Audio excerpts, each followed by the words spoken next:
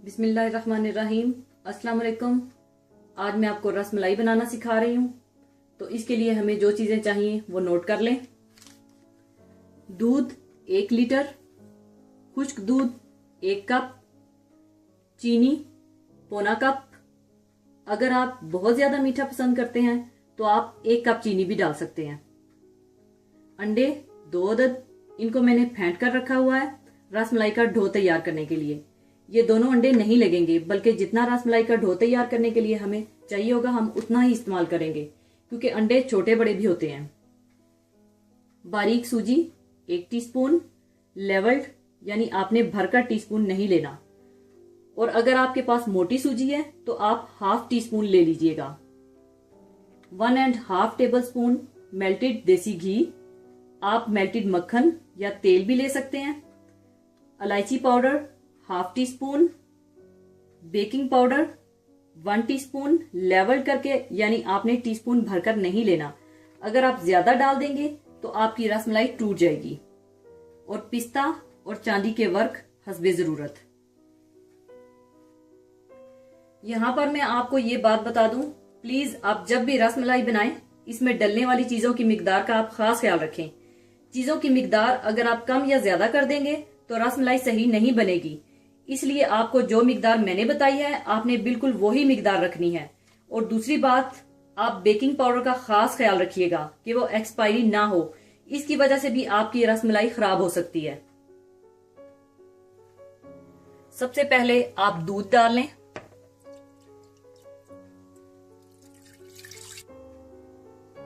दूध में आप चीनी और 1/4 टीस्पून इलायची पाउडर भी डाल दें और इसको आप पकने के लिए रख दें। और अब आपने दूध को इतना पकाना है कि 1 किलो दूध 3 पाव रह जाए।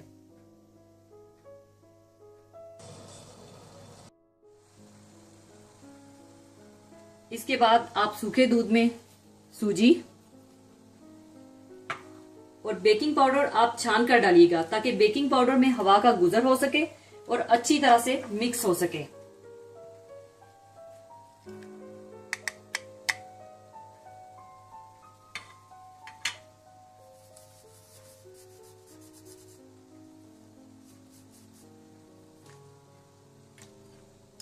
और देसी घी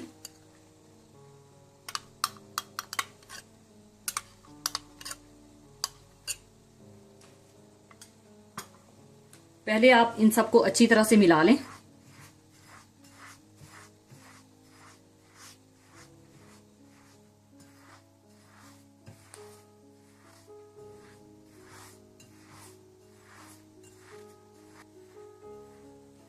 इसके बाद आप थोड़ा थोड़ा अंडा डालकर इसका डो तैयार कर लें।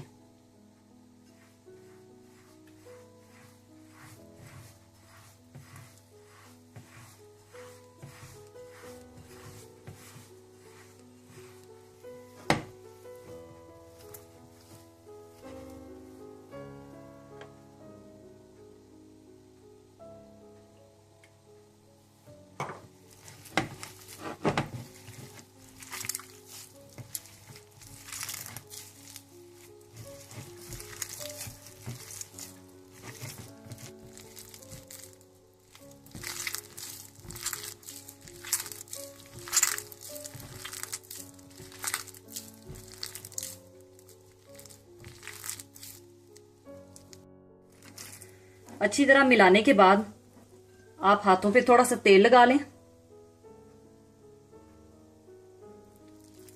और तेल लगाने के बाद आपने फिर इसको अच्छी तरह से मसलना है हाथों से। इसमें आप 1/4 टीस्पून इलायची पाउडर भी डाल लें और इसको हाथों से इस तरह से अच्छी तरह से मसलें।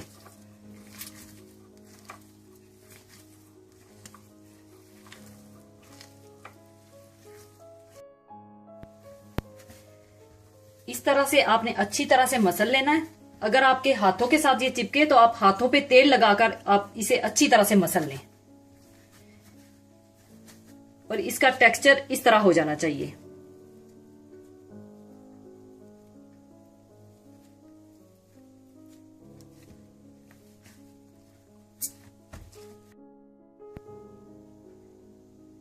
इसके बाद आप इसके बाल्स बना लें और जो शक्ल देना चाहें दे लें, चाहे गोल, बेजवी या डिस्क शेप दे लें।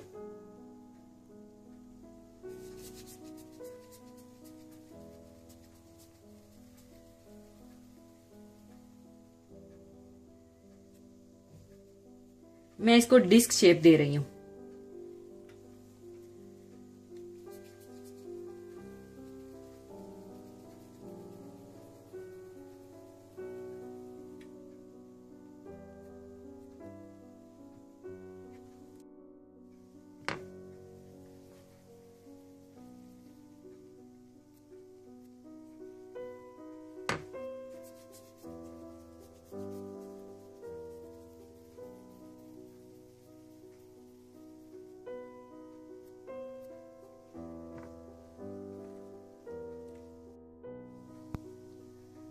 दूसरी तरफ दूध पककर 3 पाव रह चुका है। अब इसमें मैं सारी रसमलाइयां डाल लूंगी।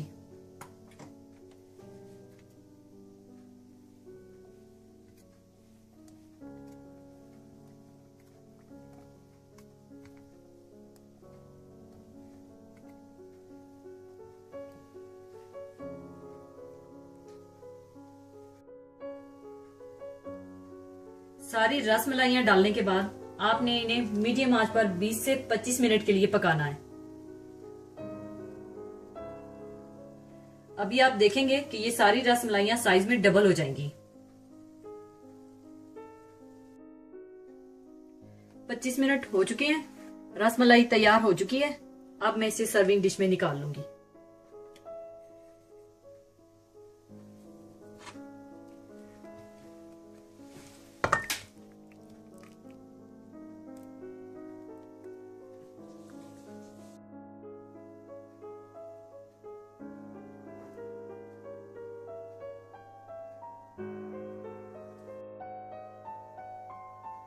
अब मैं इसे रूम टेम्परेचर पर आने के बाद यानी ठंडा होने के बाद इसे मैं फ्रिज में रखकर ठंडा कर लूंगी।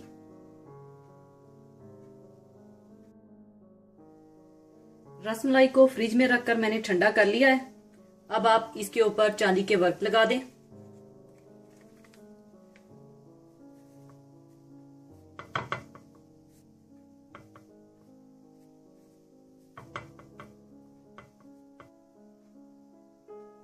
ऊपर आप कटा हुआ पिस्ता डाल दें।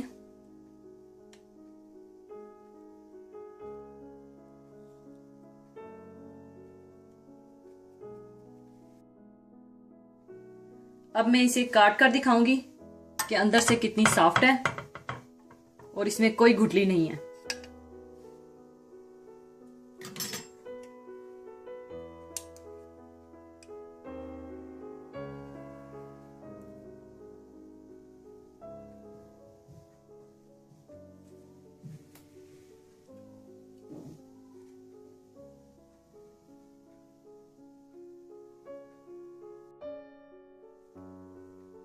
लीजिए, बहुत ही मजेदार और नरमो मुलायम रसमलाई तैयार है।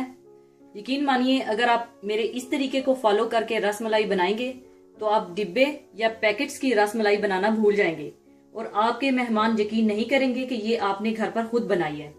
इसलिए जरूर ट्राई कीजिएगा और दुआओं में याद रखिएगा। और जाने से पहले मैं आपके साथ एक बहुत ही खूबसूरत हदीस शेयर करूंगी। हदीस इस तरह से है, रसूलुल्लाह सल्लल्लाहु अलैहि वसल्लम ने फरमाया, मेरी उम्मत के तमाम लोगों के गुनाह अल्लाह बख्श देगा सवाए उन लोगों के जो गुनाह करके लोगों को फख्र से बताएं कि हमने ये गुनाह किया है। लिहाजा इसलिए हमें गुनाहों से बचना चाहिए और अगर अनजाने या जानबूझकर हम गुनाह कर दें तो उसको कभी भी फख्र से मत बताएं। और खुदा ताला हमें इस हदीस पर अमल करने की तौफीक अता फरमाए, आमीन। इसके साथ ही मैं आपसे इजाजत चाहूंगी।